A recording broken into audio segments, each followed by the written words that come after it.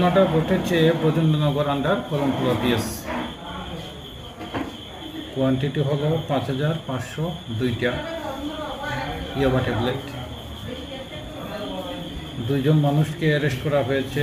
একজন হলো গোপাল নাথ, যার কাছে মালগুলি পাওয়া গিয়েছিল বাইকের থেকে সিজ করা হয়েছে। গোপাল নাথে তার স্টেটমেন্টে বলেছে যে মালগুলি এনেছে শ্রীমতী আরতি দাসের কাছ থেকে। আরতি দাসকেও অ্যারেস্ট করা হয়েছে। ওদের বাড়ি কোথায়? সবাই বাড়ি ব্রজেন্দ্রনগর। কত টাকা, মানে এক একটা ট্যাবলেট প্রায় 500 টাকার মতো বিক্রি হয়। প্রচুর টাকা, কত 500 ইন্টু 5000 সিজ করা হয়েছে।